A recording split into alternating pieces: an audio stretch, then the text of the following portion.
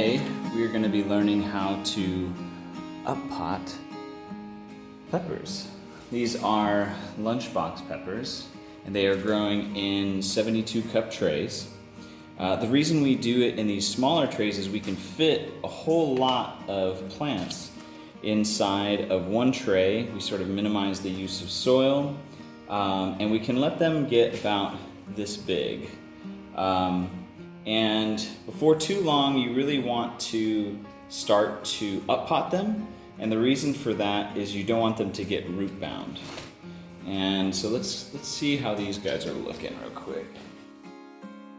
So it's not quite root bound yet. You can see that there's a little bit of roots coming towards the bottom, but it's not quite root bound, and that's okay. We can still up-pot them. And the main idea is that if it was root bound, you would just want to loosen up the little bit that was wrapped around the pot. Take this guy and turn it on its side. I'm just going to start to poke them out like that. Just going to take my little poker. This is just a little irrigation part. Sit them down like that.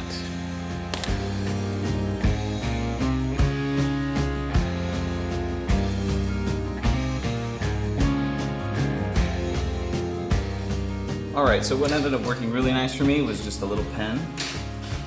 And we poked the holes out of the bottom of these trays. And the reason I like doing that is you poke the holes out, instead of crushing the cup to make it come up, you can reuse these, right? So we don't want to throw this nice piece of plastic away. You'll notice that they do sort of bend and crack. It's not really a big deal. They still sort of hold together. Just gotta be mindful of how you carry it around so you can make these last. All right, now that we've got these guys finished, now we gotta prep the soil and get our 6-packs ready. So these are 6-packs. We are going from the 72 cup trays into 6-packs. Both the 72 cup tray that we just emptied and these 6-packs should be cleaned and sanitized. There's a couple ways to do that. You can use soap, water, alcohol. Some people will microwave these guys for like 30 seconds, I believe. But yeah, it's very good to sanitize these because they can harbor diseases that will get transferred into your new seedlings.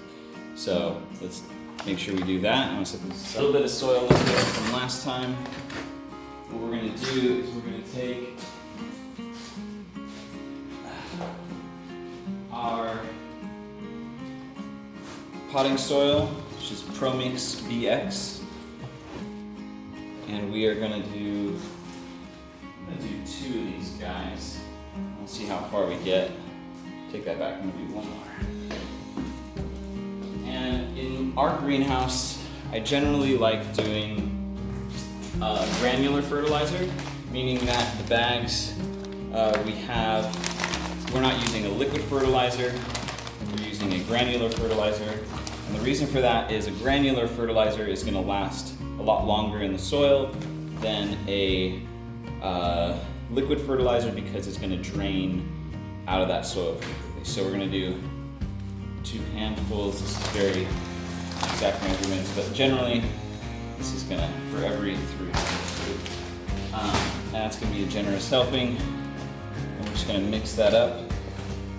Now, I don't know if you can tell, but the soil is a little bit dry, and I want to hydrate that a little bit so that when I go to put it in, it's not going to expand a lot when it's getting watered. I want it to kind of have the hydration level that I want, maybe just a little bit drier when I get them first started.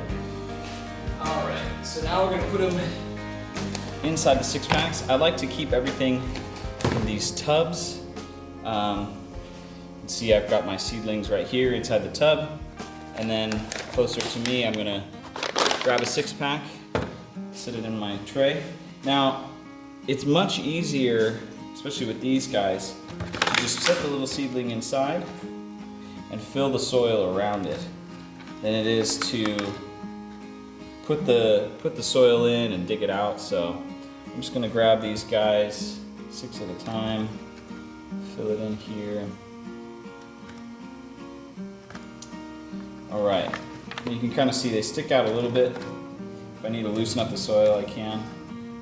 And the important thing when we're filling the soil in is the right height. We don't want the soil level to be so high that it doesn't have any edges to catch the water. When we water, we want the edges of the container to sort of create a pool of water so that the water will settle inside the cup and not spill over the edge and water the ground.